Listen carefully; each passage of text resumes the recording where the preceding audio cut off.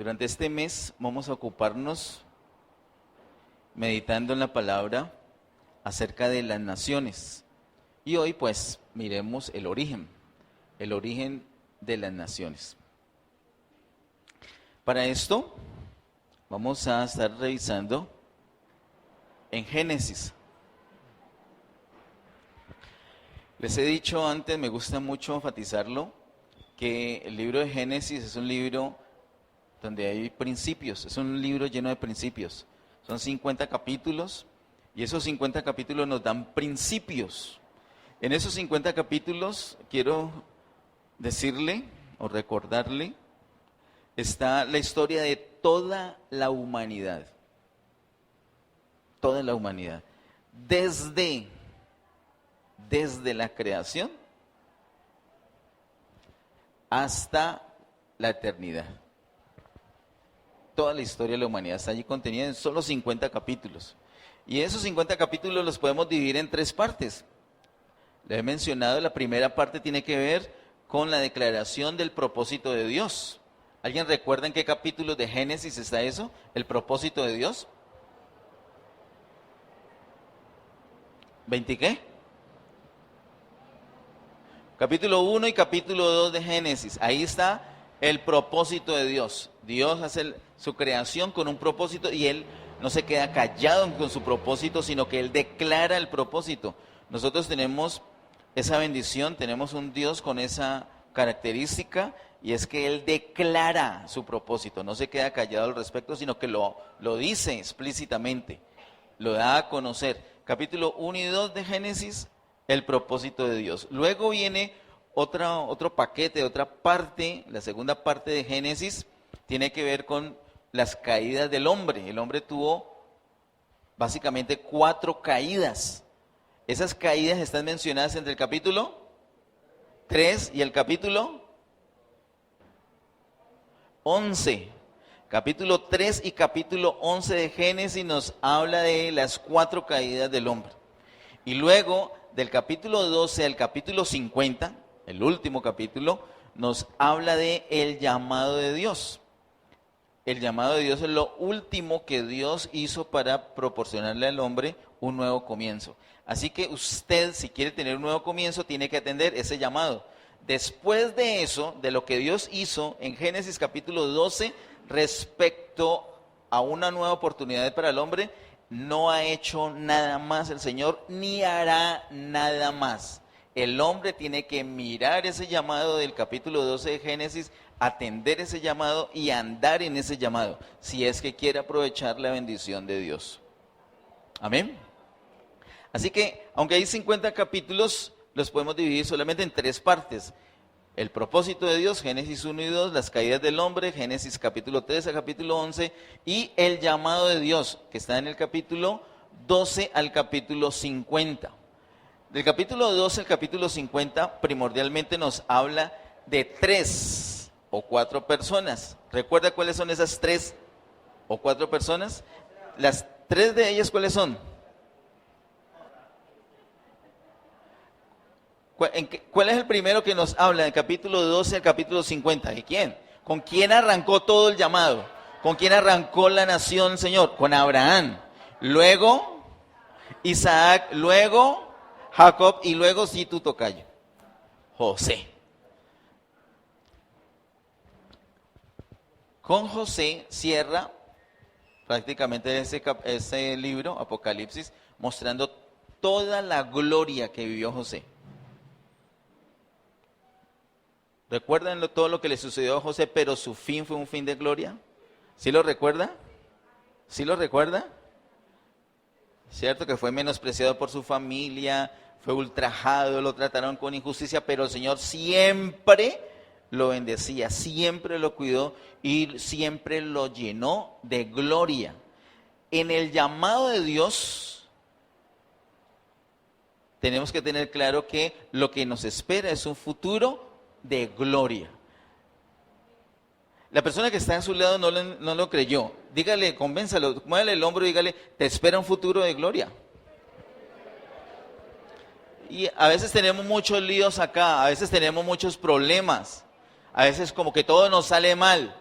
Y empezamos a aceptar una frustración, empezamos a pensar que, bueno, así nos tocó, nada que hacer. No, en el llamado de Dios, lo que nos espera es un futuro lleno de gloria, y no hay nada que hacer, no hay nada que hacer. Génesis es un libro de principios, y el principio reinante, terminando el libro de Génesis, es la gloria que experimentó José. Así que a todos nos espera eso, no es solamente al que está a su lado, a usted también le espera ese futuro lleno de gloria. Y todo gracias a atender correctamente el llamado del Señor.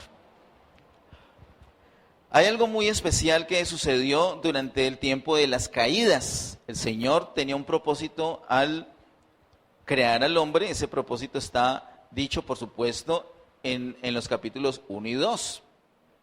Él quería que el hombre fructificara, que el hombre reinara, gobernara sobre la tierra a imagen y semejanza suya. Ese propósito se vio deteriorado por el fracaso del hombre, pero el Señor cumple lo que se ha propuesto.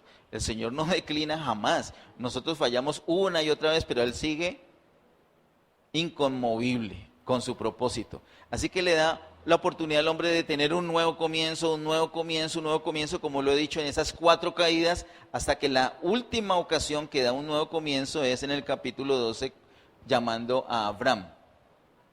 Algo muy tremendo que sucedió fue la primer caída, que se trata de el pecado de Adán y Eva. Ellos desobedecieron comiendo del árbol prohibido, el árbol de la ciencia del bien y del mal. Esa fue la primera caída. Fue tan terrible que desde allí el pecado literalmente entró en el hombre. Antes ellos no tenían ese problema que usted y yo tenemos hoy día. Ese pecado es una especie de veneno que esa serpiente inyectó dentro de ellos. De ahí en adelante, toda la raza humana, aunque usted no crea, el que está así a su lado es un humano, todos, incluyendo ese que está allí, está bien vestidito, huele rico, tiene una linda sonrisa, pero esa persona también tiene adentro ese veneno llamado pecado, que es una ley interna que nos empuja a cometer pecados, que son las expresiones externas con las que ofendemos a Dios. Adán pecó y el pecado entró. De ahí en adelante el hombre tuvo que lidiar con el pecado dentro de él. Esa fue la primera caída. Sin embargo, el Señor da una solución en esa primera caída, y lo vemos en el capítulo 3. Él por primera vez revela el Evangelio, es decir, una buena noticia buena de salvación para el hombre. Tenía que creer ese Evangelio predicado en el capítulo 3 para tener la salvación. Adán y Eva creyeron y le compartieron a sus hijos esto a la altura del capítulo 4, cuando ellos tienen 2 preciosos niños. Bueno, aquí entre nos, uno no era tan bonito. ¿Se acuerdan cómo se llamaban esos 2 niñitos? Caín y Abel. Esos son.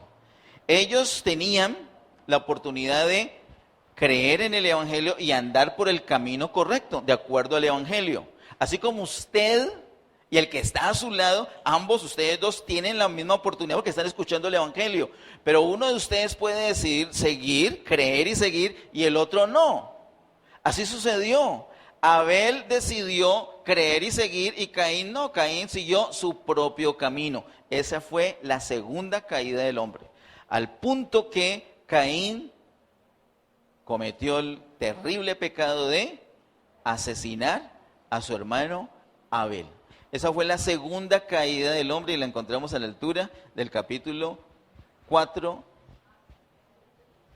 de Génesis. Luego ellos allí en el capítulo 4 empezaron a invocar el nombre del Señor con otro hijo que le nació a Adán y Eva, en sustitución, como dijo Eva, de Abel. Empezaron a invocar el nombre del Señor. En el capítulo 4 vemos la descendencia de ese nuevo hijo de Adán y Eva, una descendencia que le sirvió al Señor.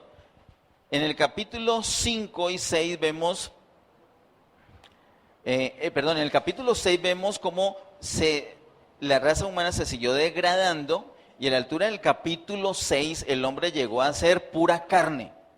Cuando Dios dice que el hombre llegó a ser pura carne, es como si no tuviera espíritu. ¿Usted ha visto alguna persona que a veces se comporta como si no tuviera espíritu, sino pura carne? Yo lo he visto muchas veces, sobre todo cuando me paro frente al espejo. Yo digo, ese es pura carne ese tipo. ¿Dónde está la oración? ¿Dónde está la fe? Se comporta uno de una manera que uno mismo se sorprende. Esa es la naturaleza caída, pero en el capítulo 6 llegó a su límite, entonces el Señor decidió ejecutar un juicio. Ese juicio lo conocemos como el diluvio. Y viene el diluvio, pero el Señor decide preservar una familia. ¿La familia de quién? De Moisés. No, de Noé, ¿cierto? La familia de Noé. ¿Cuántos se salvaron en esa arca? 8 personas. Y llovió. Cuando ya dejó de llover, entonces las aguas bajaron tremendamente y ellos ya pudieron bajar de allí. Y el Señor les da la oportunidad de tener un nuevo comienzo. Para hablar del origen de las naciones, tenemos que ir justamente allí al capítulo 9 de Génesis. Capítulo 9, verso 1 al 5, donde ellos ya descienden del arca y ya el agua ha bajado y pueden habitar nuevamente la tierra. Génesis, capítulo 9, versículo número 1 al versículo número 5. Dice: les doy una clave para ubicarse rápido en Génesis.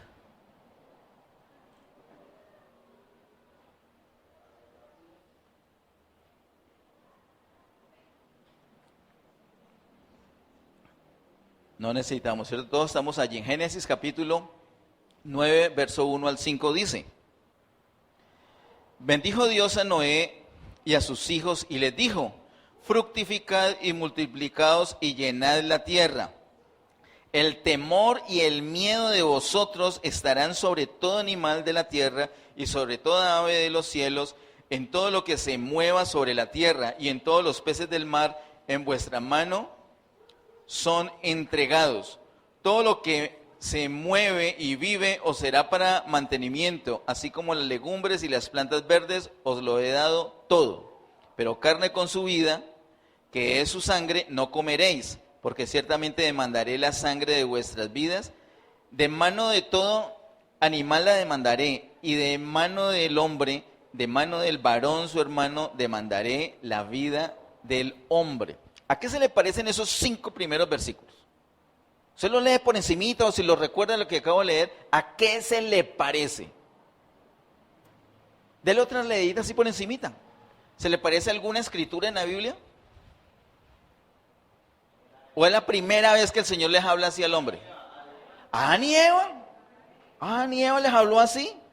¿Por qué vuelve a decir eso? Porque el Señor les da la oportunidad de tener un nuevo comienzo.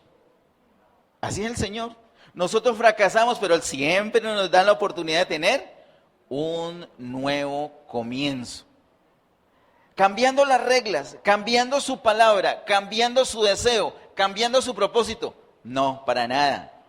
Vuelve a repetirnos exactamente la misma palabra, su misma voluntad, su mismo propósito.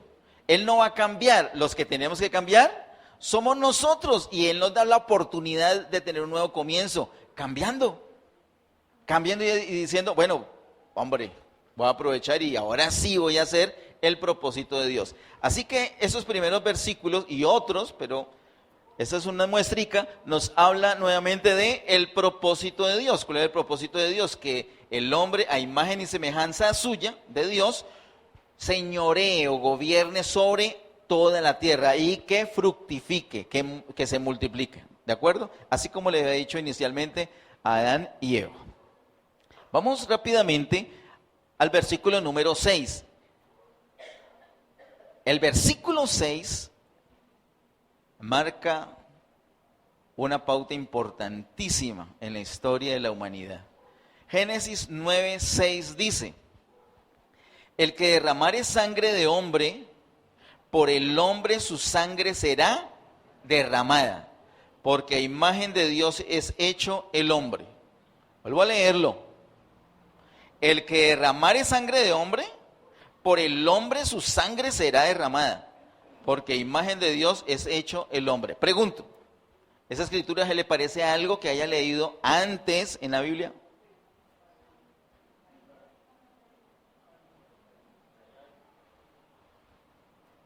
¿A qué se le parece? ¿A Caín y Abel?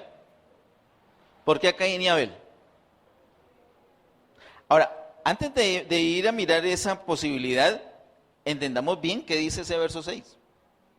Dice, el que derramare sangre de hombre, ¿qué quiere decir eso? Uno que mató a otro.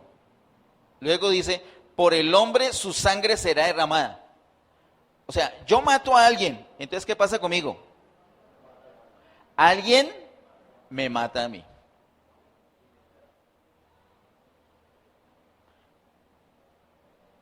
¿Eso está en alguna parte antes en la Biblia? Miremos el caso de Caín y Abel, porque es un caso posible. ¿Por qué posible? Porque Caín mató a Abel. Entonces se cumplió que alguien mató a Caín.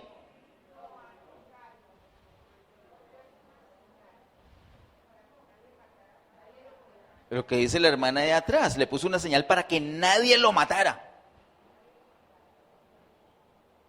Así que ¿es distinto o no es distinto? Hermanos, es completamente distinto. Antes de Génesis 9:6, el gobierno sobre todo ser humano estaba directamente de parte de Dios. Nadie podía hacer juicio contra Caín, solamente Dios mismo. Pero las cosas cambiaron sustancialmente en Génesis 9:6. Desde ahí en adelante empieza el gobierno del hombre sobre el hombre. Si quiere tomar nota, podría usted escribir inicio del gobierno del hombre, Génesis capítulo 9, verso 6. Ahí es donde empieza el gobierno de los hombres. Antes no había eso. Antes el gobierno era directamente de Dios. Pero desde Génesis 9:6 empieza el gobierno humano. Estas dos cosas que he bajado allí, en resumen de lo que hemos leído hasta el versículo 6 en el capítulo 9 de Génesis, son las pautas que el Señor usa antes de dar origen a las naciones. Sigamos leyendo en el mismo capítulo. Ahora vamos con versículo 8 al 13. Capítulo 9, Génesis 9, verso 8 al 13. Dice, y habló Dios a Noé y a sus hijos con él, diciendo, he aquí que yo establezco mi pacto con vosotros y con vuestros descendientes después de vosotros, y con todo ser viviente que está con vosotros, aves, animales y toda bestia de la tierra que está con vosotros, desde todos los que salieron del arca hasta todo animal de la tierra. Estableceré mi pacto con vosotros y no exterminaré ya más toda carne con aguas de diluvio, ni habrá más diluvio para destruir la tierra. Y dijo Dios, esta es la señal del pacto que yo establezco entre mí y vosotros y todo ser viviente que está con vosotros por siglos perpetuos. Mi arco he puesto en las nubes, el cual será por señal del pacto entre mí y la tierra. ¿Cuál es el pacto? ¿Cuál es el pacto? El pacto es que, ¿y qué es un pacto? Un compromiso. Dios está haciendo un compromiso con el hombre y con toda la tierra. ¿De qué? De no volverla a destruir con un diluvio. Un poco más adelante, después de muchísimos años, muchos corrieron a decir, esta tierra no la destruye nadie. Y eso es mentiras, porque Dios la va a destruir. Lo que pasa es que no la va a destruir con diluvio.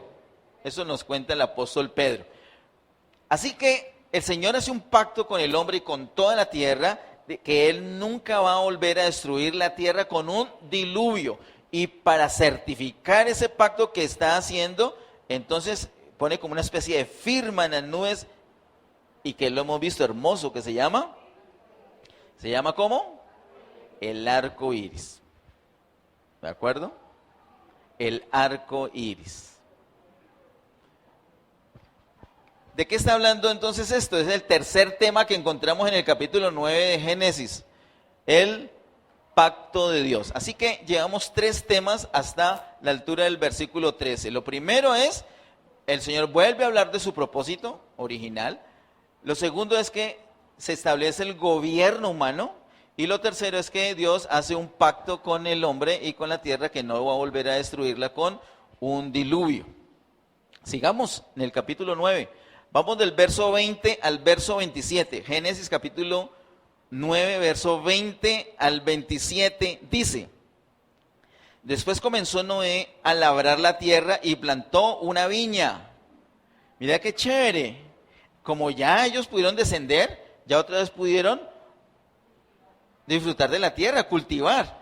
Entonces dice en el verso 20 que Noé plantó una viña. ¿Qué es una viña? Planta de fresas, de uvas. Versículo 21. Y bebió del vino. ¿Y qué más? Y se embriagó. ¿Y qué más? Y estaba descubierto en medio de su tienda. Mira cómo son las cosas, ¿no? ¿Sembrar es malo? No. ¿Sembrar uvas es malo? ¿Hacer vino de las uvas es malo? ¿Tomarse el vino es malo?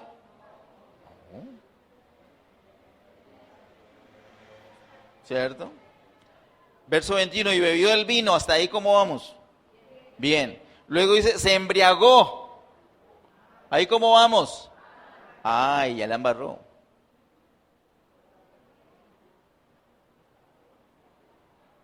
Ahí ya la embarró. Hay algunas personas que tienen una condición especial, que la demora es que toquen un poco de licor y no pueden parar. Entonces, ¿qué es mejor para esas personas? Que no tomen. Entonces, que estén lejos del vino. Y para que se aseguren que estén lejos de las uvas. Hay gente que ve una uva y ya se quiere emborrachar. ¿En serio? Suena chistoso, pero así es. Hay otros que no. Pueden comerse las uvas, pueden tomar vino y tienen un dominio propio para no excederse hasta el punto de emborracharse. Pero el verso 21 nos dice que Noé bebió del vino y se embriagó. Y la cosa sigue empeorando. Y estaba descubierto en medio de su tienda. Esa palabra descubierto es una palabra muy especial. Él, técnicamente hablando, se desnudó. Pero la razón por usar esa palabra descubierto, ahorita la vamos a ver, es porque recuerde que Génesis nos da semillas, nos da principios. Entonces hay un principio allí. El principio es que la embriaguez nos quita la cubierta. Nosotros tenemos una cubierta, pero cuando nos embriagamos, por lo que sea que nos embriaguemos, quedamos descubiertos, quedamos expuestos, quedamos desnudos, y de ahí en adelante viene el caos. Así que es mejor que no se descubra, es decir, es mejor que usted no se embriague por ningún motivo. Sigue diciendo el versículo 22, y Cam, padre de Canaán, vio la desnudez de su padre y lo dijo a sus dos hermanos que estaban afuera. ¿Quién fue que lo vio? Cam. ¿Padre de quién? ¿Padre de quién? De Canaán. Él fue el que vio la desnudez de su padre y lo dijo a sus dos hermanos que estaban afuera. 23. Entonces, Sem y Jafet, ¿quiénes son Sem y Jafet? Los dos hermanos que estaban afuera. Así que los hijos de Noé, que son mencionados en este capítulo, pero no los había leído antes, son ¿quiénes? Can, Sem y Jafet, ¿cierto? Esos son los hijos de Noé. Versículo 23. Entonces Sem y Jafet tomaron la ropa y la pusieron sobre sus propios hombros y andando hacia atrás cubrieron la desnudez de su padre, teniendo vueltos sus rostros, y así no vieron la desnudez de su padre. ¿Cuántos hijos tenía Noé? 3. ¿Y qué fue lo que hizo Noé? Se embriagó, pero para embriagarse tuvo que haber tomado, y antes de tomado hacer vino, y antes de hacer vino sembrar uvas. Sembró uvas, hizo vino, se tomó el vino, se embriagó. Ahora, como consecuencia de esa embriaguez, ¿qué hizo después? Se desnudó. Él quedó literalmente descubierto. Cuando un hijo entró a la tienda, a la carpa donde él estaba, ¿lo vio cómo? ¿Cómo se llamaba ese hijo? Cam. ¿Los otros dos hicieron igual que Cam? No. Cuando se dieron cuenta que el papá estaba desnudo, ¿qué hicieron? Entraron, metieron reversa y entraron de espaldas llevando las ropas para cubrir la desnudez. ¿Cómo estaba él? Dice la Biblia, ¿cómo dice? Descubierto. Faltaba que alguien lo cubriera. ¿Qué hizo Cam? Lo vio desnudo. No lo cubrió. Y no solamente lo vio desnudo y no lo cubrió, sino que salió corriendo a decirle a los dos hermanos, poniéndolos a ellos en la posibilidad de que ellos también hicieran lo mismo, vieran la desnudez de su padre.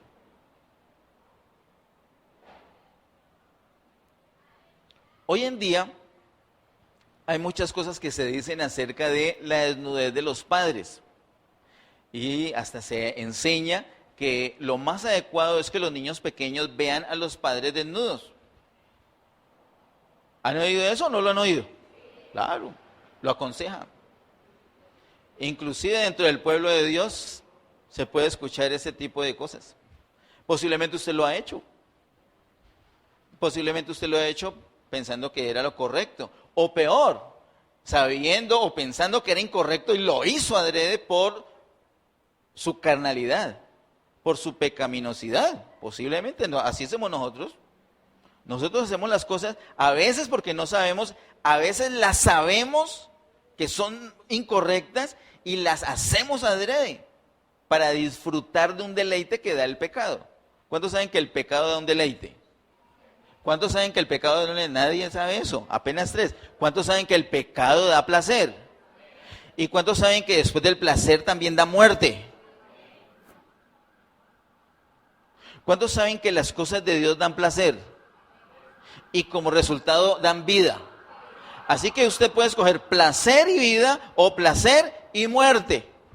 La diferencia no está en el placer, la diferencia está entre la vida o la muerte. Y Dios nos manda a escoger no un tipo particular de placer, sino que nos manda a escoger entre la vida y la muerte. Y usted tiene que escoger. El punto es que Can vio la desnudez de su padre y lejos de voltear su rostro como sí lo hicieron sus dos hermanos, que se llaman ¿cómo? Sem y Jafet, ellos sí entraron con sus rostros vueltos, dice, y lo cubrieron. Consecuencias de esto, versículo 24. Y despertó Noé de su embriaguez y supo lo que le había hecho su hijo más joven. ¿Cuál fue el hijo más joven? Cam. Versículo 25. Y dijo, maldito sea Canaán. ¿Quién es Canaán? El hijo de Cam.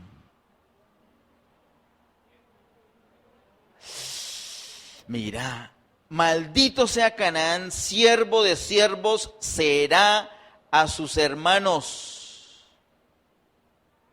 Verso 26. Dijo más, bendito por Jehová mi Dios sea Sem, y sea Canaán su siervo. ¿Quién era Sem? Uno de los hijos que no vieron la desnudez, sino que lo cubrieron. Versículo 27. Engrandezca Dios a Jafet y habite en las tiendas de Sem, y sea Canaán su siervo. ¿Quién era ese Jafet? El otro hermano que, al igual que Sem, no vieron la desnudez del papá, sino que entraron con mucho respeto y lo cubrieron. Por la línea de Can, el que vio la desnudez, vino la maldición. Y por las líneas de Sem y Jafet vino ¿qué? La bendición. ¿Hizo mal Noé al embriagarse? ¿Hizo mal Noé al desnudarse? ¿Qué fue lo incorrecto que él hizo? ¿Embriagarse o desnudarse? O sea, usted para bañarse se baña con ropa. O cada vez que se va a bañar hace algo malo. ¿Qué fue lo que hizo mal? ¿Embriagarse o desnudarse? Embriagarse.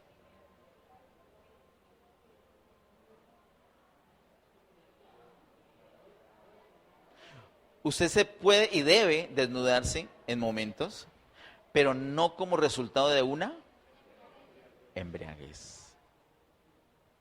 Cuando usted se desnuda adecuadamente, eso es un principio, estamos hablando de Génesis, Génesis son puros principios. El tema de hoy es muy denso, y yo le pido que usted tome notas, igual yo al grupo mando las notas, al grupo Getsemaní, si usted no está en ese grupo, me da su contacto y yo lo meto allí. Es muy denso y quiero que usted en oración estudie las notas. Hoy vamos en pura, ya casi terminamos el capítulo. Y tenemos que ir muy rápido porque por tarde a las 3 ya tenemos que irnos de acá.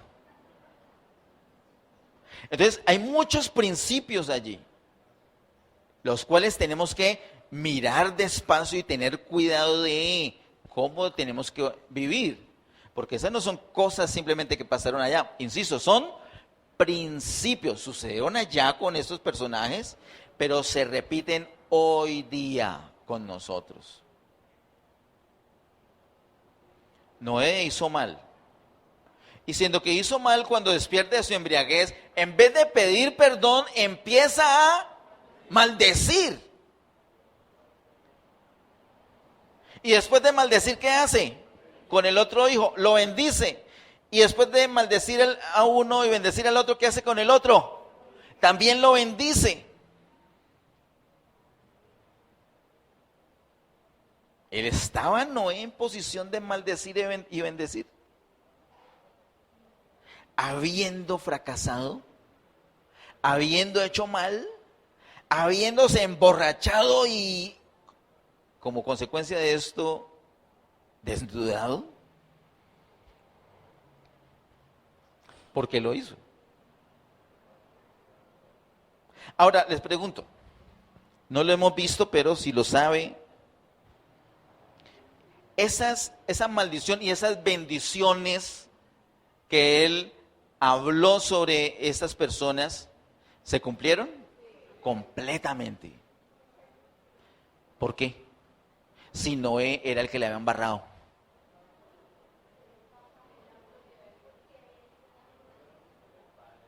Porque era el papá. Y papá es papá. Por un lado, era el padre. Por otro lado, era la persona que Dios había escogido. No lo hemos leído en el capítulo 9, pero en el capítulo 6 de Génesis nos muestran cómo fue la persona que Dios escogió y en el que delegó su autoridad.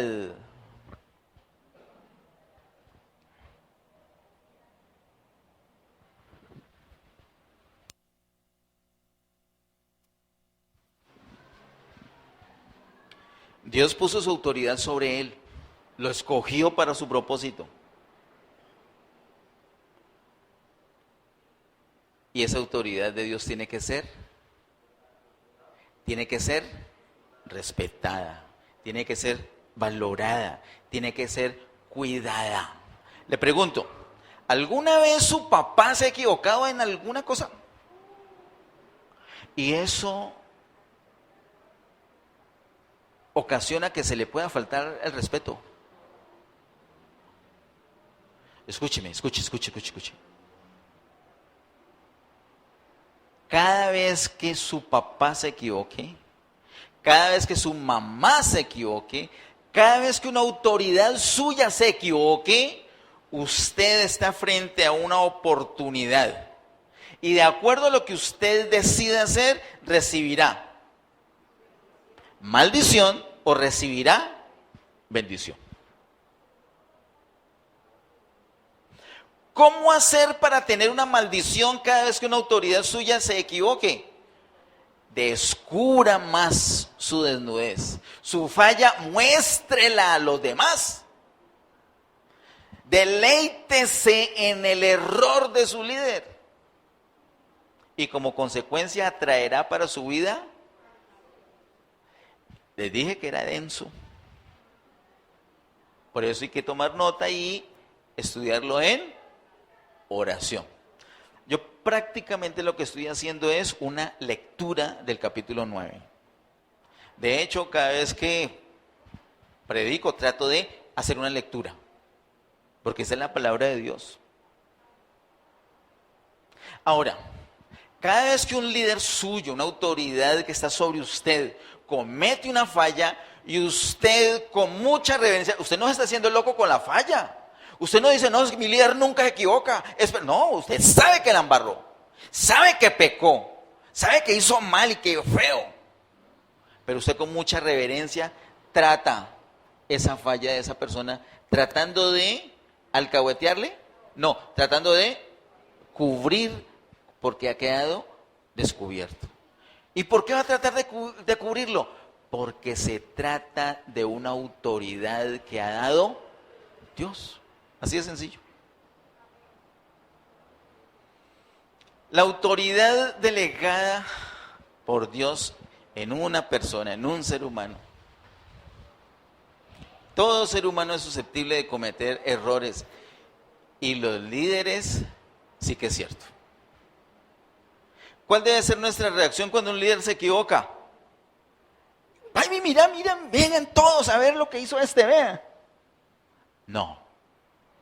Con mucho cuidado, con mucho temor, con mucho respeto, con dolor, de pronto con decepción como sea, pero con respeto. De pronto usted está furioso, de pronto, pero con respeto tiene que procurar cubrir ese error. Procurar que la persona caiga en la cuenta, procurar que la persona se levante, procurar que la persona corrija, procurar que la persona se restaure. Como consecuencia va a venir para su vida bendición. Son principios que vemos acá. Así que Génesis 9 del 20 al 27 nos muestra el fracaso del hombre. Había recién empezado el gobierno humano. Noé tenía que gobernar. ¿A cuántas personas tenía que gobernar? ¿A cuántas personas tenía que gobernar arrancando Noé? 7 personas. Realmente no eran 7.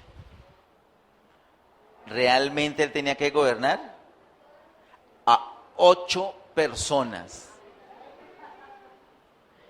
Y falló en gobernarse a sí mismo. Ese es otro principio.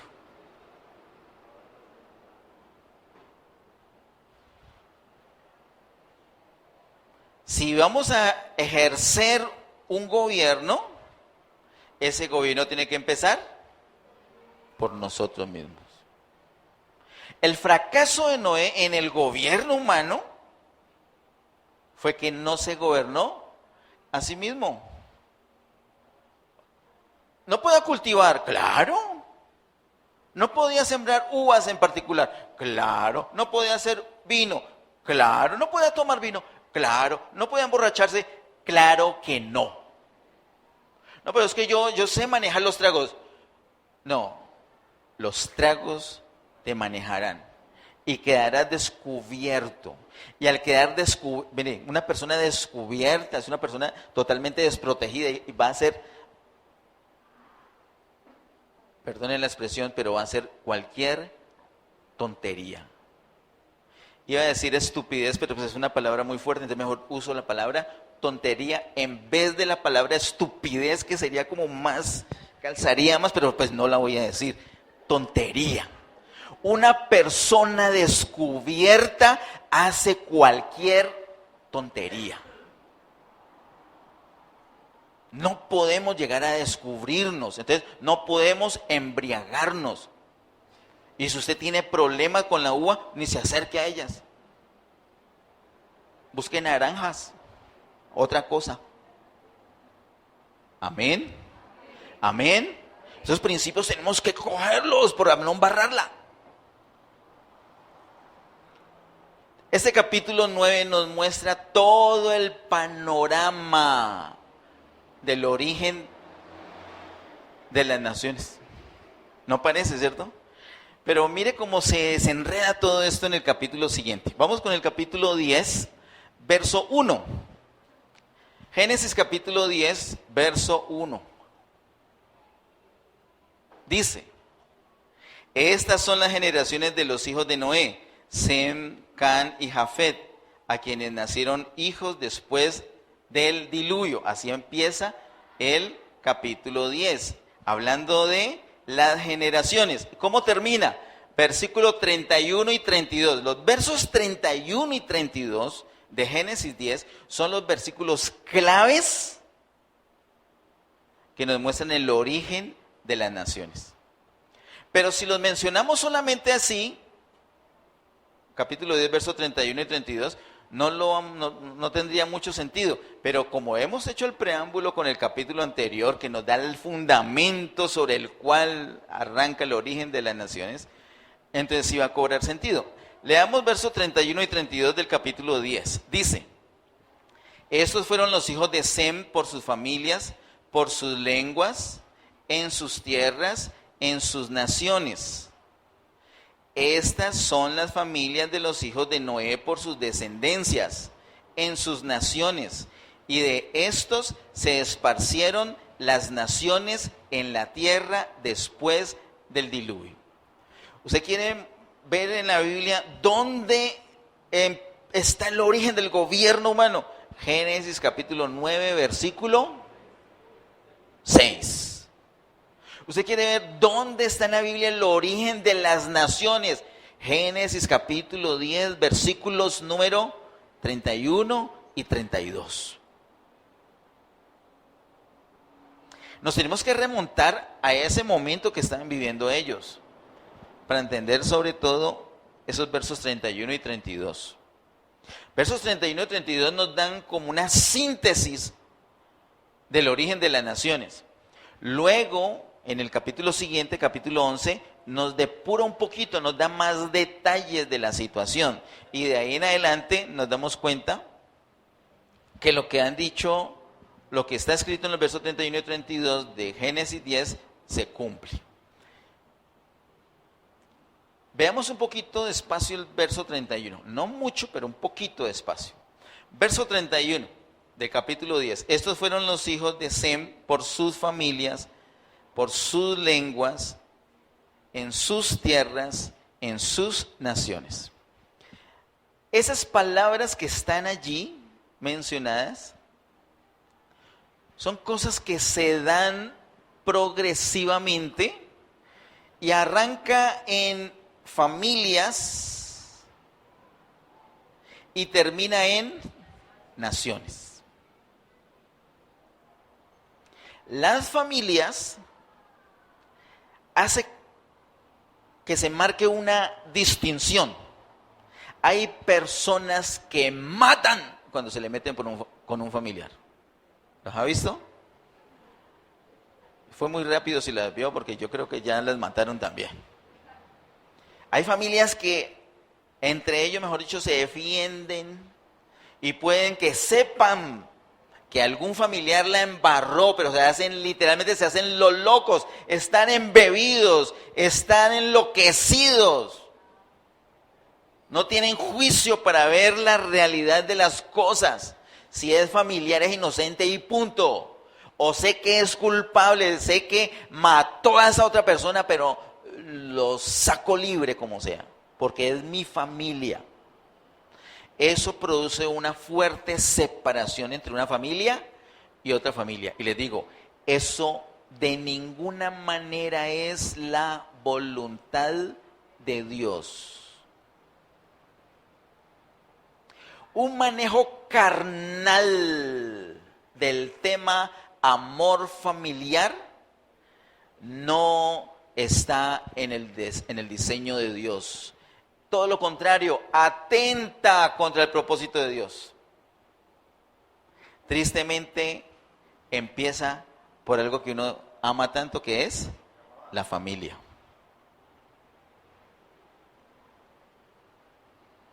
El amor en la carne a la familia, escúcheme esto por favor, porque usted tiene una familia. El amor en la carne, es decir, no bajo la voluntad de Dios, sino en la carne a la familia, trae la destrucción de la familia. Y yo quiero llamar tu atención en este momentico en algo. Y te pregunto, ¿toda tu familia está convertida al Señor? ¿Toda tu familia es creyente? Listo, supongamos que sí. Ahora te pregunto, ¿toda tu familia está consagrada a Dios? ¿Toda tu familia va a reinar con el Señor? ¿Qué será de tu familia en la próxima dispensación? A ver, empecemos por tus hermanos, o tus hijos, tu mamá, tu papá. ¿Van a gobernar con Cristo? ¿O van a estar en las tinieblas de afuera? ¿O ni siquiera creen en Jesús como el Señor y Salvador?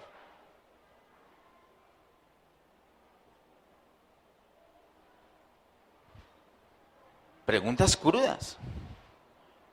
Pero es que tenemos que hacerlas.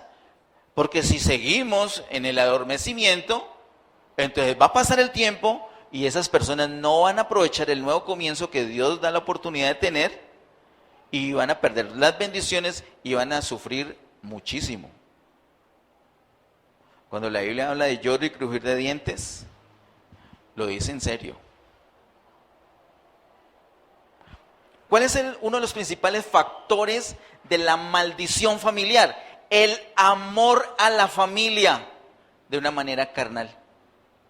El amor a la familia, pero fuera de la voluntad de Dios. Yo amo a mi papá, pero no te importan las cosas de Dios. No tienes prioridad para las cosas de Dios. Ese amor a tu papá está haciéndole un daño terrible a tu papá. Ojalá no lo amaras. Lo dejarías suelto.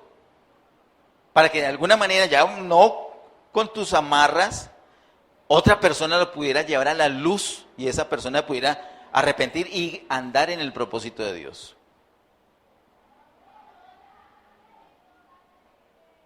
¿Y qué tal de tus hijos? Más grave aún, porque tú eres la cobertura de ellos y los estás amando carnalmente.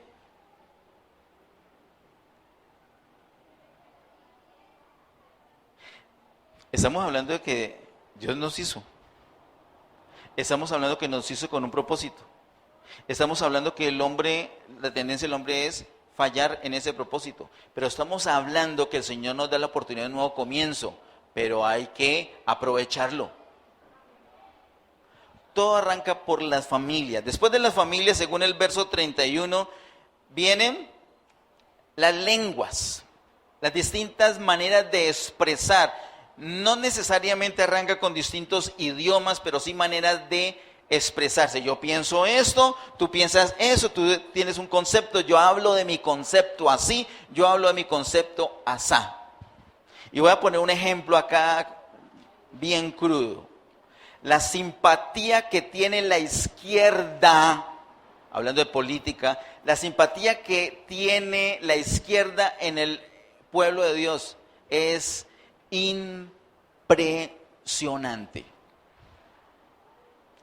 Lo que menos me preocupan son los jóvenes menores de 40 años que repiten como loritos ignorantes lo que otro le dictó. ¿Por qué ignorantes? Porque no se han dado cuenta de lo que pasó en el país. No se han dado cuenta. No saben qué es la izquierda. No tienen ni idea. Entonces aman la izquierda. ¿Por qué? Porque están repitiendo un discurso que alguien les metió en la cabeza. Y insisto, estos menores de 40 años son los que menos me preocupan, porque por lo menos lo hacen por ignorancia. Pero que de 40 o más tengan simpatía por la izquierda y al mismo tiempo digan que están en el pueblo de Dios, la sacaron del estadio. La sacaron del estadio. O no saben qué es ser del pueblo de Dios, o no saben qué es la izquierda. Una de dos. En el pueblo de Dios no se tienen distintas maneras de expresión, se tiene una sola manera de expresión. Sé que es denso, muy denso.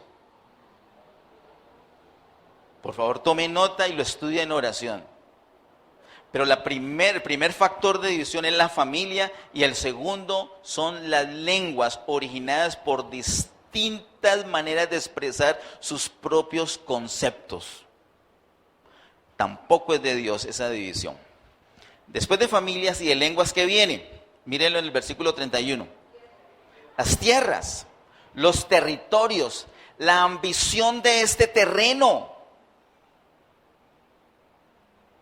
¿Usted ha visto por qué se ha matado la humanidad todo el tiempo? Por tierras. A propósito de izquierda, ¿usted sabe qué es lo que más ha defendido la izquierda por años? Que repartición de tierras y rasgan sus vestiduras. ¿Y saben cómo tienen entre ellos repartidas las tierras en el Cauca? Podríamos preguntarle a Hermila su testimonio.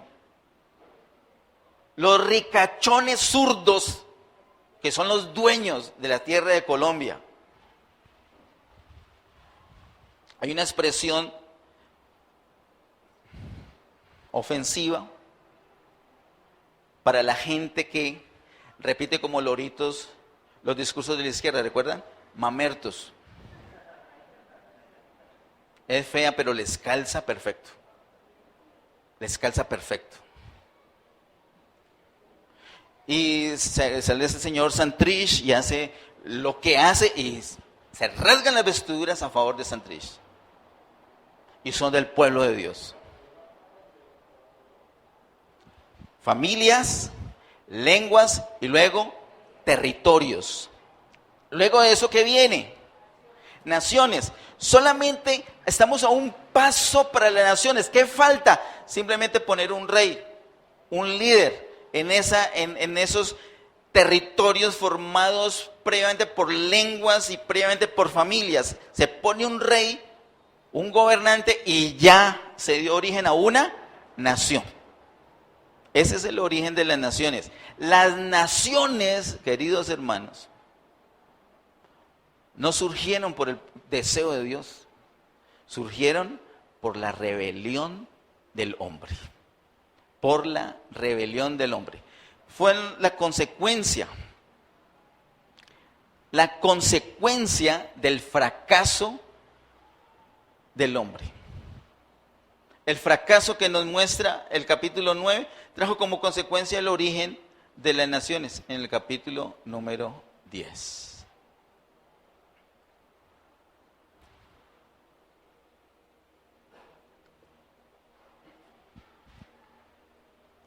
Capítulo 10, verso 6. Vamos a ver unos versos del 10 y del 11 y tratamos de terminar por ahora. Capítulo 10, verso 6. Dice, los hijos de Cam. Cam, escuche. ¿Recuerdan algún Cam? ¿Cuál será ese Cam? El hijo menor de Noé, el que la embarró. Está en la línea de maldición. Dice el verso 6, escuche, los hijos de Cam, Cus, Misraim, Fud y Canaán. Ese es el verso 6. Verso 8. Y Cus engendró a Nimrod, quien llegó a ser el primer poderoso en la tierra. Versículo número 10. Y fue el comienzo de su reino, el de Cus. El de Nimrod, perdón. Y fue el de Nimrod, que es hijo de Cus. Y fue el comienzo de su reino, Babel. ¿Le suena Babel? Mire cómo todo está hilado. No son historias pegadas allí. No, todo es una secuencia. Así que por la línea de Cam viene Cus, que está bajo maldición, y su hijo Nimrod, y empieza a reinar en Babel. Según versículo número 10. ¿Cierto? Vamos al capítulo número 11. Capítulo 11, verso 3 y 4. Dice, y se dijeron unos a otros, vamos, hagamos ladrillo y cozámoslo con fuego, y le sirvió el ladrillo en lugar de piedra y el asfalto en lugar de mezcla. Y dijeron, vamos, edifiquémonos una ciudad y una torre cuya cúspide llegue al cielo, y hagámonos un nombre por si fuéremos esparcidos sobre la faz de toda la tierra. Ojo con esto. Esas son el origen de las naciones. Estamos hablando ya en el capítulo 11 de Babel y su famosa torre. El versículo número 3 enfatiza en una palabra, de hecho la repite 2 veces. ¿Qué palabra? Bueno. Otra, que no es un verbo. Ladrillo. Hicieron ladrillo y dice que en lugar de qué? ¿En lugar de qué? ¿Quién creó las piedras? Dios creó las piedras, no creó los ladrillos. Dios creó las piedras. Las piedras son una creación de Dios. Los ladrillos son una invención del hombre. Desechando lo creado por Dios, desechando el diseño de Dios. Recuerden que estamos hablando de principios en Génesis, por todos lados. Desechando el diseño de Dios, escogieron su propio diseño, ladrillos, para hacer una torre. Mire esos 2 versos, todos los principios que nos muestran. Es una exageración.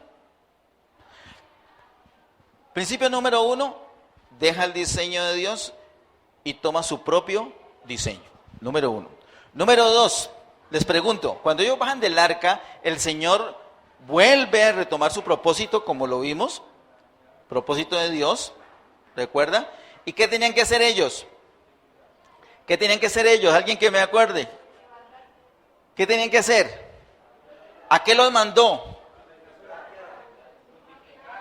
A fructificar, a multiplicarse. Y ellos, en vez de hacer eso, empezaron a edificar una torre. ¿Ves? ¿Sí están acá o no? Ellos tenían que tener muchos hijos. Y ahora están ocupados, era haciendo una torre. Escuche eso. En el capítulo 4, si quiere toma esta nota, en el capítulo 4 se muestra una descendencia de personas que debían fructificar, debían multiplicarse, debían tener muchos hijos para reproducirse. En el capítulo 4. Pero nos dicen que en vez de hacer eso, se dedicaron a la arquitectura, se dedicaron a la ingeniería, se dedicaron a las artes, se dedicaron a la ganadería. Ellos no tenían que dedicarse ni a la arquitectura, ni a la ingeniería, ni a las artes, ni a la ganadería, sino que ellos se tenían que dedicar era a tener hijos, a engendrar vida, a transmitir vida. Ojo con ese principio, escuche, ¿usted está dedicado a la arquitectura? ¿Usted está dedicado al arte? ¿A la política? ¿Al comercio? ¿A qué está dedicado usted? Si Dios desde el principio nos llamó fue a reproducirnos, desde el principio nos llamó a engendrar vida. ¿Usted está enfocado en engendrar vida? Usted cuando hace una amistad, usted quiere transmitir esa vida que Dios le ha dado a usted, le quiere transmitir esa vida, o se enfoca en eso, o se enfoca en un negocio con esa persona. Su vida en la ingeniería, la contaduría, las artes, la música, la ciencia, o su vida es el propósito de Dios. El capítulo 4 muestra una generación que no le sirvió a Dios, se dedicó a otros oficios. Así que si tú eres ingeniero, tienes que ser un ingeniero para el propósito de Dios. Si tú eres un arquitecto, tienes que hacerlo para el propósito de Dios. Si eres una ama de casa, tienes que hacerlo para el propósito de Dios. Si eres un mensajero, tienes que hacerlo para el propósito de Dios. Si eres un médico, tienes que hacerlo para el propósito de Dios. Pero esa profesión tuya no es tu propósito. Tu propósito es transmitir vida. En el capítulo 5... a diferencia del 4, se muestra una generación, una descendencia, varias generaciones de hecho, que sí le sirvieron al Señor. ¿Y qué es lo que resaltan? Transmitían vida. Ahí no dice que eran ingenieros, que eran y seguramente que lo eran, pero no lo dicen ¿por qué? Porque ese no era su enfoque. Y tú estás enfocado en ser un ingeniero. Tú estás enfocado en ser un predicador. Tú estás enfocado en ser un agricultor, en ser un mecánico. Ese no es tu enfoque. Tu enfoque es transmitir vida. Dígale a la persona que está ahí a su lado, ¿cuál es tu enfoque?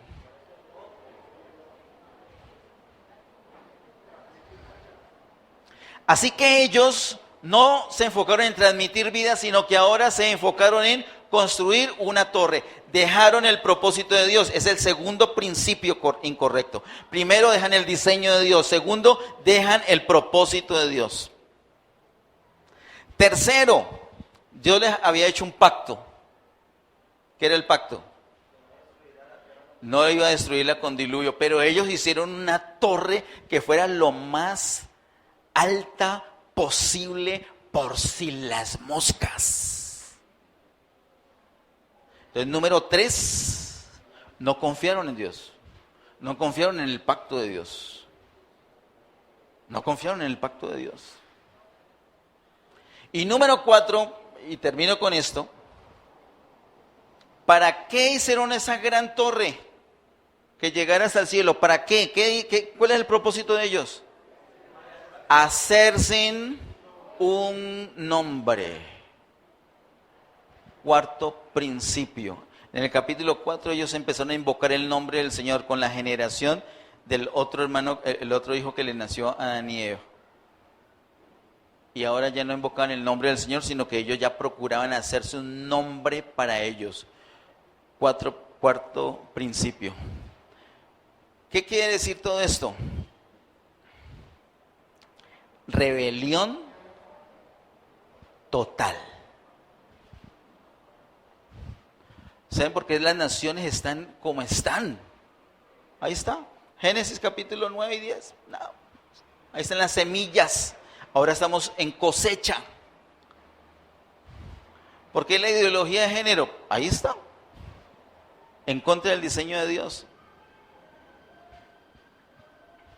Hoy, con esta meditación del origen de las naciones, yo quiero provocarlos a que en oración estudien Génesis 9 y 10, pero también provocarlos a estar orando por nuestra nación.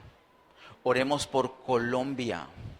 Colombia y todas las demás naciones se originaron por una rebelión total.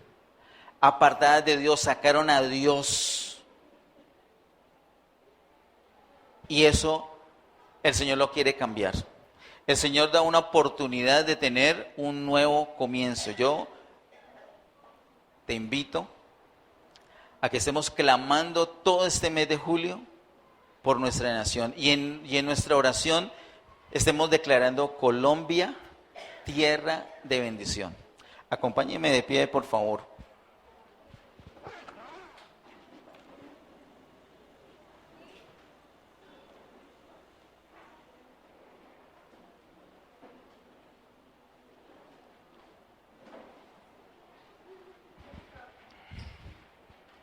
Cierra tus ojitos.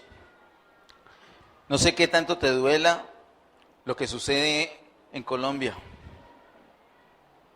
No sé qué tanto te duela lo que sucede en otras naciones. No sé qué tanto te duela lo que sucede en Venezuela. Venezuela es una muy buena muestra.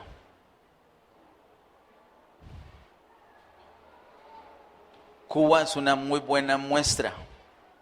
Argentina es una muy buena muestra, Ecuador es una muy buena muestra, Bolivia es una excelente muestra, Nicaragua.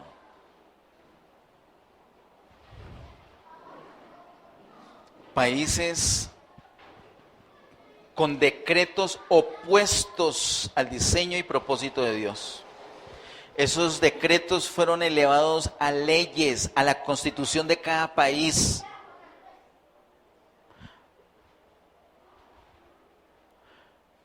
Por eso la vida de esclavos que se sienten en Nicaragua.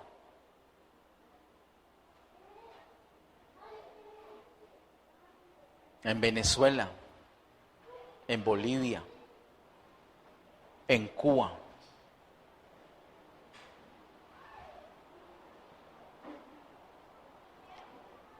Pero no todos son esclavos.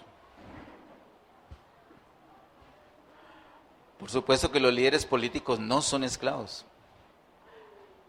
Países tan ricos tienen que guardar la riqueza en algún lugar, en algún bolsillo. Acordémonos también de esos países, acordémonos de las naciones en este mes, pero enfatizando Colombia. Declaremos Colombia tierra de bendición en nuestras oraciones. Y le invito que durante esta semana esté meditando en oración los capítulos 9 y 10 de Génesis. En esos domingos vamos a seguir mirando acerca de las naciones, para que sepamos qué hacer y también que sepamos qué no hacer. Padre, en el nombre de Jesús, gracias te damos por este tiempo. Pido tu bendición para cada persona que vino a este lugar. Bendíceles a ellos, sus familias, su descendencia. Bendice sus proyectos. Oramos, Señor, por tu misericordia sobre nuestras vidas. Oramos y declaramos tu nombre. Yo invoco tu nombre sobre cada persona, sobre cada hogar. Exaltamos tu nombre sobre todo nombre. Y decimos que no hay otro nombre como el tuyo. Santificamos tu nombre. Bendecimos tu nombre, amamos tu nombre. No hay nadie como tú. Tú eres el único y sabio Dios. Y ponemos no solamente nuestras vidas y nuestras familias, sino toda esta nación en tus manos. Y ponemos las naciones vecinas en tus manos, Señor. Glorifícate, Señor. Por derecho de creación esta tierra te pertenece y nosotros como iglesia estamos en la gestión, en el trabajo, en el servicio, en la obra de retomar el control de la tierra para ti, para tu gloria. No con armas, no con ejércitos, ni siquiera con política. Bendecimos y pedimos tu favor para los hermanos que han tenido que empuñar armas, para los hermanos que han tenido que pertenecer a ejército y para los hermanos que militan en la política. Y ayúdale, Señor, a tener el norte claro y ayuda a tu iglesia a tener el norte claro. No es con fuerza, no es con ejército, es con tu espíritu. Es tu espíritu gobernando primeramente en nosotros. Nosotros, como reyes y sacerdotes, expresaremos primero ese gobierno tuyo en nuestra vida y te declaramos Señor y Rey sobre nuestro corazón. Te declaramos Señor y Rey sobre nuestra familia. Te declaramos Señor y Rey sobre nuestra nación. En el nombre de Jesús. Amén. Que el Señor continúe bendiciéndoles.